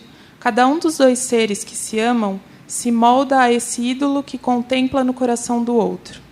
Quem quer que ame verdadeiramente renuncia à sinceridade. E aí, na verdade, esse trecho aparece mais uns 2 ou 3 parágrafos, e aí vem essa continuidade, a continuação da entrada anterior. Como essa questão da sinceridade é irritante. Sinceridade. Quando falo disso, só penso na sinceridade dela. Se me volto para mim, cesso de entender o que essa palavra quer dizer. Nunca sou senão aquilo que penso que sou. E isso varia continuamente, de modo que, muitas vezes, se eu não estivesse presente para pô-los em concordância, o meu ser da manhã não reconheceria o da tarde. Nada seria mais diferente de mim do que eu mesmo. É só na solidão que, por vezes, o substrato me aparece e que atinge certa continuidade fundamental. Mas, então, parece-me que minha vida fica mais lenta, para, e que vou propriamente deixar de ser. Meu coração não bate senão por simpatia. Não vivo senão por outrem, por procuração, poderia dizer, por esponsais. E não me sinto nunca viver mais intensamente do que quando escapo a mim mesmo para me tornar outro qualquer. Enfim, isso daí pode ter dado muito pano para a manga para o Barthes, né? Uma coisa que acho que a Verônica já falou, deve ter falado bastante ao longo do curso e que aparece obsessivamente no GID. Obsessivamente. Obsessivamente. Quer ver, tem aqui, bom, é que, na verdade, qualquer trecho, então, só para situar vocês, o Nota sobre André Gide e seu diário está no Inéditos volume 2, em português, tá? da coleção da Martins Fontes. Qualquer lugar que vocês abram, vocês vão encontrar exatamente a mesma questão do que ela colocou. Então, ele coloca, por exemplo, o diário do André Gide não é de modo algum uma obra explicativa exterior, por assim dizer. Não é crônica, ainda que em sua trama atualidade muitas vezes transpareça. O que deve figurar aqui, aí ele cita, senão ele fala, Nietzsche escreveu, e aí ele vai. Os diálogos, por exemplo, porque aí vocês já veem que tem uma reflexão sobre a natureza do diálogo que ele tem com ela. Nada mais próprio à literatura francesa, nada mais precioso que esses duetos mantidos de um século a outro entre escritores da mesma classe, Pascal e Montaigne, Rousseau e Molière, Hugo e Voltaire, Valéry e Descartes, Montaigne e Gide. Nada prova mais perenidade dessa literatura e também justamente seu tremor, sua ondulação, aquilo que a faz escapar à esclerose dos sistemas, que faz seu passado mais remoto renovar-se em contato com a inteligência presente. Tem coisa mais presente como inteligência presente do que a forma do diário, que é essa atualização o tempo todo, que permite que o tempo passe sem que eu tenha que significar a passagem do tempo. Porque eu permito com o diário que você me leia lá e aqui. Eu permito, assim como esse trecho exatamente aqui, eu permito entender o que possa ser sinceridade para ela e que para mim não tenha sentido nenhum. Porque essa passagem do tempo na incompreensão, ela está figurada pela imagem do diário. Então é nesse sentido que o que eu queria mostrar para vocês um pouco é que o diário, ou seja, o fato dele produzir anotações sobre o diário do André Gide, é sobre o diário do André Gide como potência formal. Então, são forças. Então, o que o Deleuze vai chamar algo mais ou menos assim, eu sou muito menos hábil do que ele, não tenho a citação na cabeça, mas como potências de forças numa potência formal. Ou seja, ele encontra na forma do diário uma possibilidade de trabalhar uma potência crítica numa forma que permite tudo, que permite justamente a incoerência crítica, o arrependimento crítico, porque esse é o maior desafio crítico, né? E é o que permite que ele, contrariamente aos grandes especialistas, fale sobre aquilo que ele lê no momento em que aquilo que ele lê é publicado. Então ele vai falar tanto sobre o Montaigne, sobre o Racine, sobre o Flaubert, como sobre o último livro do Merleau-Ponty, que o Merleau-Ponty ainda não publicou. O Barthes faz uma coisa, ele tem um texto sobre o livro que o Merleau-Ponty está escrevendo, que é um risco absurdo. Vai que ele não publica, como aconteceu com a peça que o Sartre prometeu para o Odeon. Ele falou, estou escrevendo a peça. E aí o jornal falando, o Sartre está escrevendo uma peça nova, essa peça vai sair a qualquer hora. Ele fala, estou escrevendo a peça vai sair. E ele dá a entrevista, a peça vai ser o máximo. Ele nunca escreveu essa peça não acontece. Então imaginem o risco que é. No âmbito de diário, que diferença faz? Está lá como potência, não precisa se concretizar, né? Porque aí depois o leitor, como o Barthes faz com o Gide e como o Barthes faz consigo mesmo, lendo o diário do Gide, depois no Roland Barthes para Roland Barthes, ele pega o que ele quer, porque é uma série de fios soltos. Ele pega um e ele encontra o fio, e ele cria esse fio se ele quiser, né? Isso é por parte do leitor. Você quer... Só ler mais um. Vai. Que é, enfim, eu acho que é um trecho muito bonito que eu gosto muito e que, enfim, faz circular um monte dessas questões. Tem um momento em que começa assim o fragmento: fidelidade. Gide está em André Walter. André Walter é o primeiro livro que o Gide publicou. Gide está todo em André Walter e André Walter ainda está no diário de 1939. Segue-se que Gide não tem idade. É sempre jovem, é sempre maduro, é sempre sábio, é sempre fervoroso. Só a última parte de sua vida, por causa da velhice, adquiriu uma cor mais grave, mais grega, ao modo dos trágicos. Mas certas tendências suas, ou certos aspectos seus, ele conseguiu encarnar tão bem em jovens quanto em velhos. Em La Pérouse, que é um personagem do Gide, como em Lafcadio, outro personagem. Gide é um coração, uma alma fiel. É interessante como sua vasta leitura pouco lhe modificou a fisionomia. Suas descobertas nunca foram renegações. Quando leu Nietzsche, Dostoiévski, Whitman, Blake ou Browning, foram reconhecimentos de si mesmo, portanto, razões para continuar-se. A situação de Gide no cruzamento de correntes contraditórias não é nada fácil. Sua perseverança é, pois, admirável. É mesmo a sua razão de ser, o que o faz grande. Quantos teriam acabado numa conversão?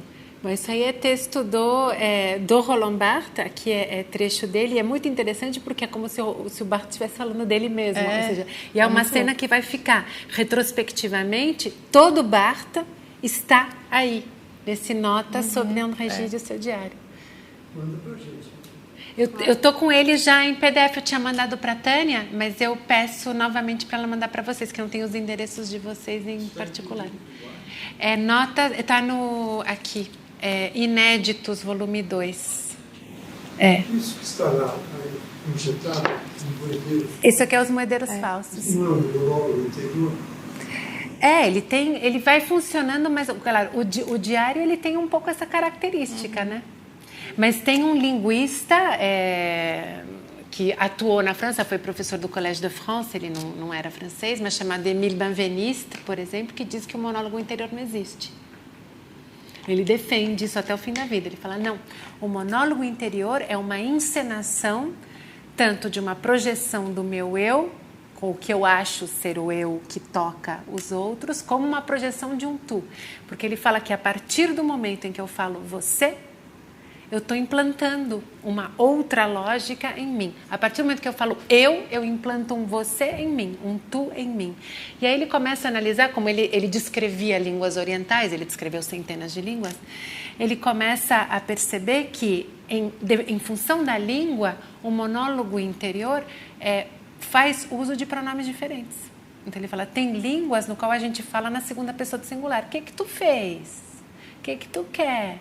Tem línguas na qual a gente fala na primeira pessoa. O que eu fui fazer? O que eu quero? Tem línguas em que a gente fala na terceira pessoa. Eu acho que é tudo mais ou menos no mesmo lugar. É de fato, mas é uma encenação cada vez, porque aqui a gente não tem o Gide falando, né? A gente não tem o narrador falando, a gente tem uma personagem que supostamente está escrevendo um livro e que também está escrevendo um diário, ou seja, essas instâncias estão desdobradas. Eu acho que o que salta aos olhos e que é importantíssimo para o Barthes é que são instâncias. Isso o Barthes vai explorar. Então, é o escritor escrevendo, é o scriptor escrevente, ele vai brincar muito com essas instâncias. Então, ele não se ancora num narrador, num autor. O autor, ele mata, né? E aí, o que sobra? Sobra nessas instâncias, essas mobilizações na e pela língua, no discurso, pelo discurso, de coisas que organizam uma fala, né? Mas é bem por aí, sim. Bom, então esse é o nosso ocaso. Eu queria só aproveitar para mostrar para vocês o que apareceu essa semana na minha casa, nessas 2 semanas que a gente não se viu. Uma delas é algo que eu citei para vocês na aula sobre o Flaubert e que é o livro do Vargas Llosa, A Orgia Perpétua. Eu falei dele para vocês, acabou de chegar na minha casa numa nova tradução, veio pela companhia, mas é do selo da Alfaguara, né? Então está traduzido para o português. E depois que eu tinha falado para o Antônio, é a tradução que eu fiz do Barthes para a revista Serrote, saiu. Então são os cursos inéditos do Barthes sobre o Flaubert. É o último número. Acabou de chegar na minha casa, que é esse aqui. Então aí vocês vão ter ainda um pouquinho mais de Barthes. Chama Sobre 7 Frases de Bouvard e Pécuchet. E é o Barthes planejando uma aula sobre 7 frases do Bouvard e Pécuchet, então um texto do Flaubert que ele lê e relê muitas vezes ao longo da vida, assim como ele fala que o Gide faz, né, com as leituras.